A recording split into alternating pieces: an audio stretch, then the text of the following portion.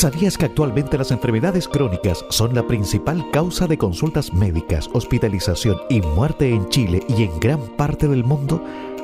Así es, lamentablemente esta situación se debe al deterioro de los estilos de vida, especialmente por la alimentación poco saludable y sedentarismo, junto a la mayor expectativa de vida de las personas. La última encuesta nacional de salud mostró que casi la mitad de los chilenos tiene riesgo cardiovascular moderado o alto y un aumento en las enfermedades crónicas como hipertensión arterial, diabetes y sobrepeso. Por esta razón, el Centro Avanzado de Enfermedades Crónicas ACDIS, junto a Radio Atractiva FM Los Lagos, invita a toda la comunidad a revertir estas estadísticas, incorporar en nuestra vida los hábitos saludables y ser embajadores de una vejez saludable. Todas y todos podemos contribuir a prevenir las enfermedades crónicas.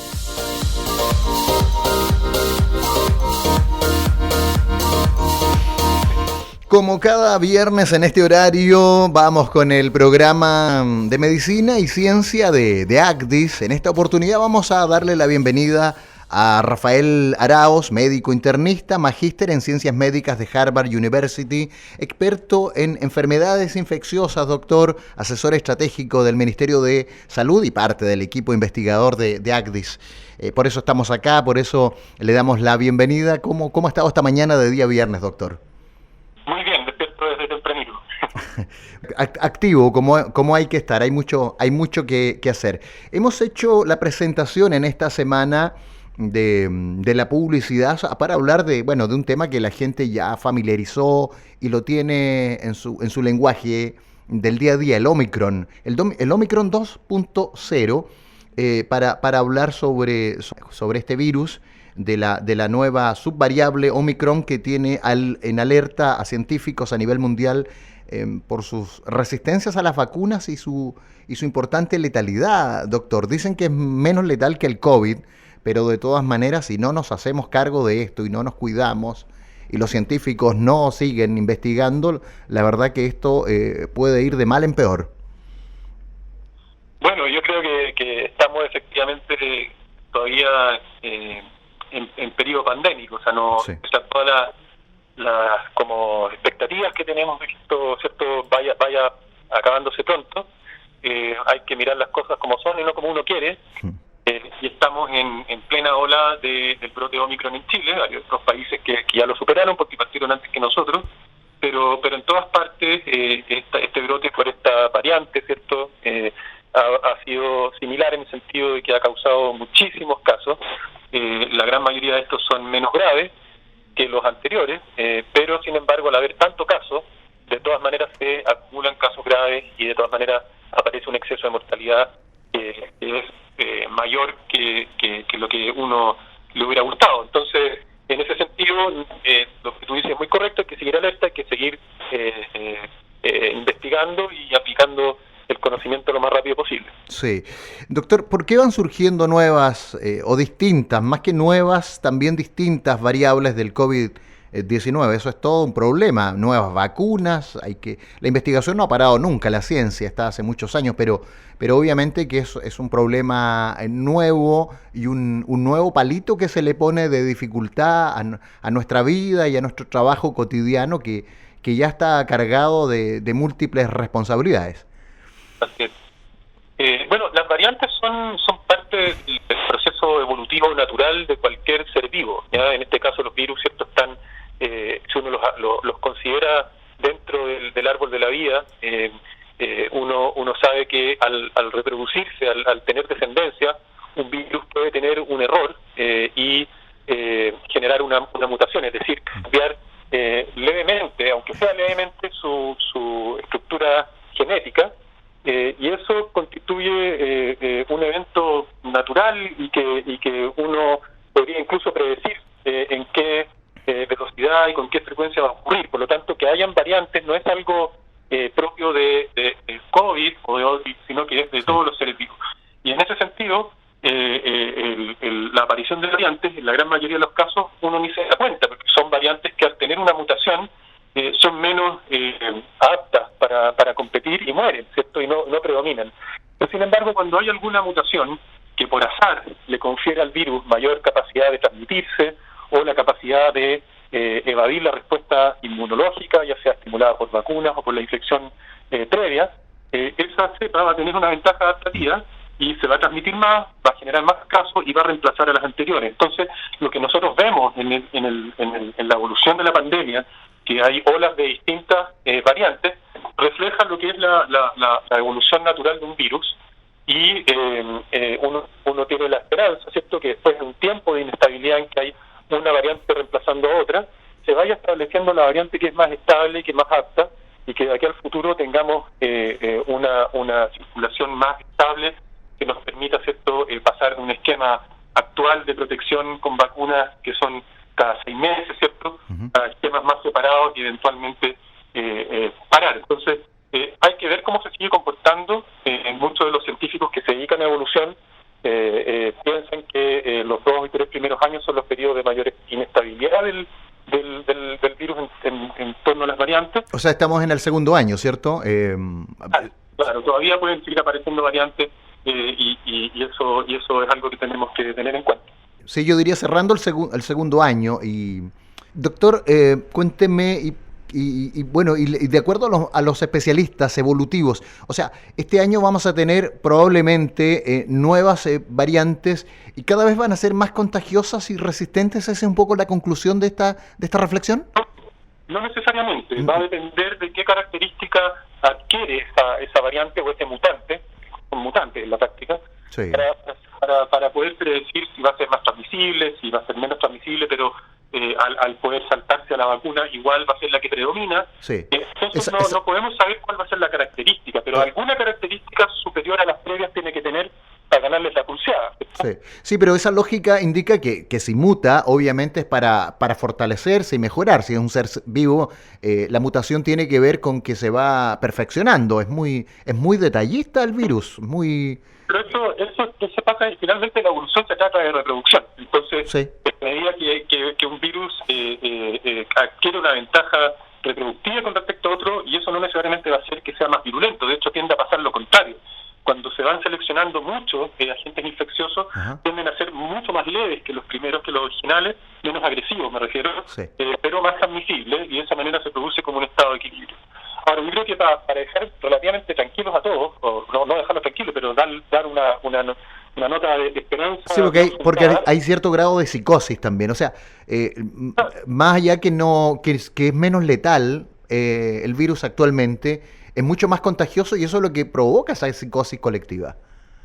Claro, yo creo que lo importante acá es cómo responde la comunidad científica frente a este comportamiento viral. O sea, no podemos y no queremos seguir, ¿cierto?, persiguiendo una variante que cambia cada vez y que no sabemos si la vacuna va a resultar o no. Entonces, la tendencia a nivel mundial, y de hecho han habido reuniones grandes de la Organización Mundial de la Salud y de otras entidades líderes en salud pública, en las cuales nosotros como país hemos estado súper presentes, que van un poco enfocadas a que las próximas vacunas que se vayan desarrollando no sean vacunas tan específicas para cada variante, porque ahí siempre vamos a ir detrás, ¿cierto? Aparece Omicron, se genera una vacuna para Omicron y ya viene otra variante. Entonces, la idea es generar lo que se llaman vacunas pan-coronavirus o pan-sarbecovirus, que es como el grupo donde están los coronavirus que nos importan, cosa que uno pueda ir a una vacunación universal que no sea tan dependiente del tipo de variante que circula. Y eso es posible, no es una quimera. O sea, hay datos ya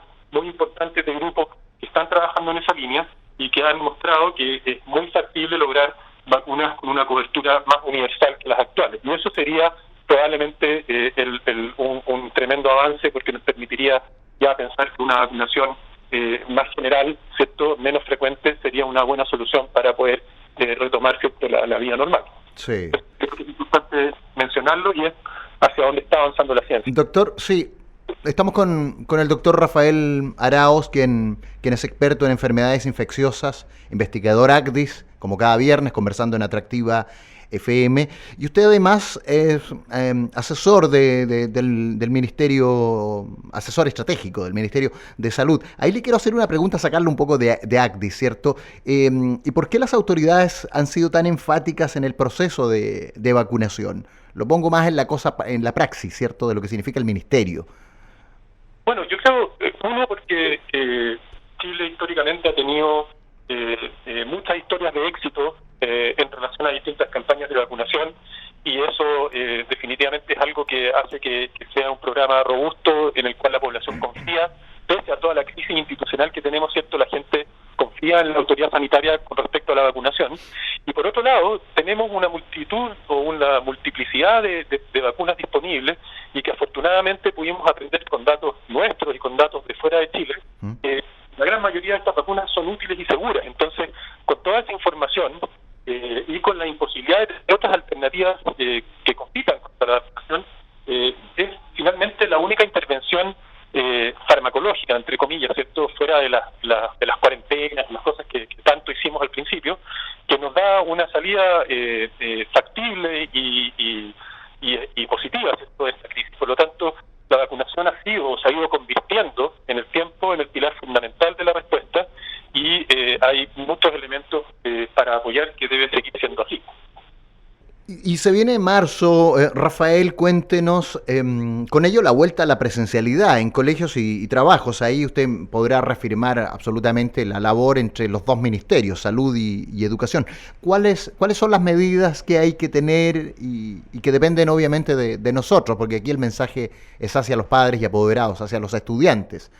Habrán niños, pero también hay estudiantes de enseñanza media, superior, que obviamente van a retornar, y ellos tienen plena conciencia o absoluta independencia de qué es lo que deben hacer y qué es lo que no deben hacer.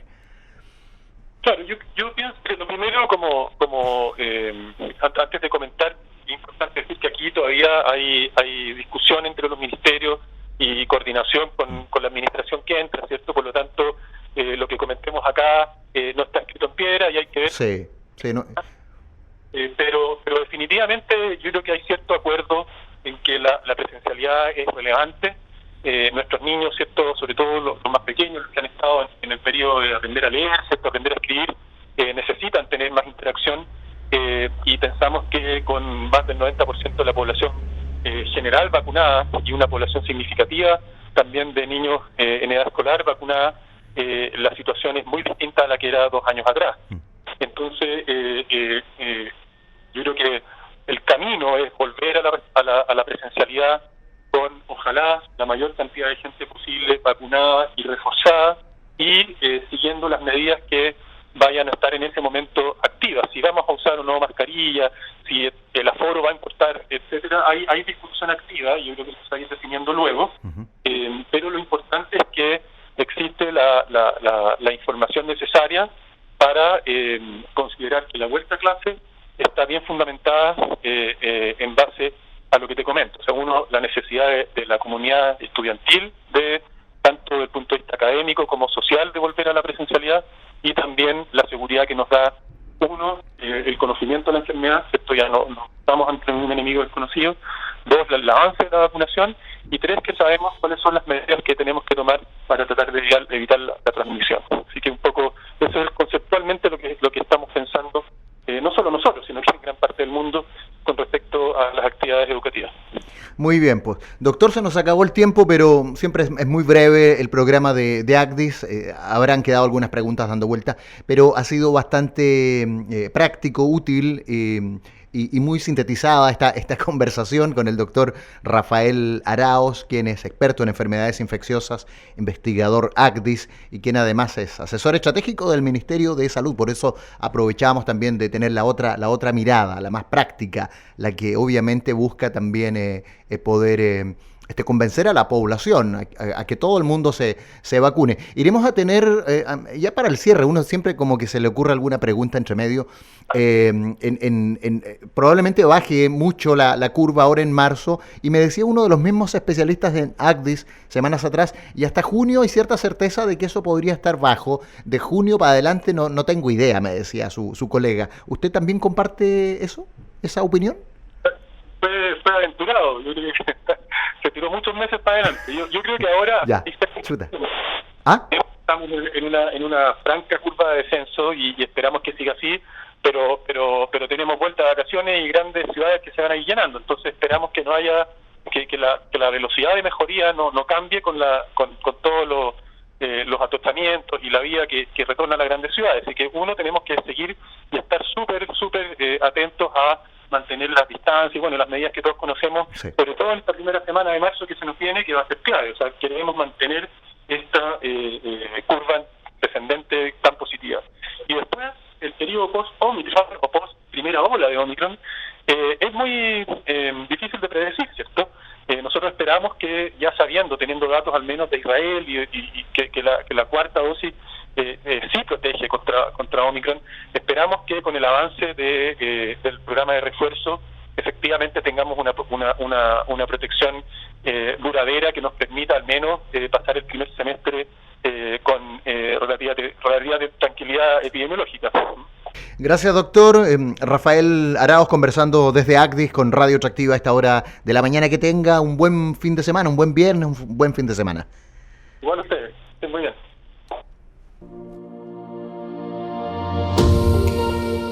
El Centro Avanzado de Enfermedades Crónicas ACDIS, junto a Radio Atractiva FM Los Lagos, invita a la comunidad a hacer pequeños cambios en sus hábitos y prevenir las enfermedades crónicas.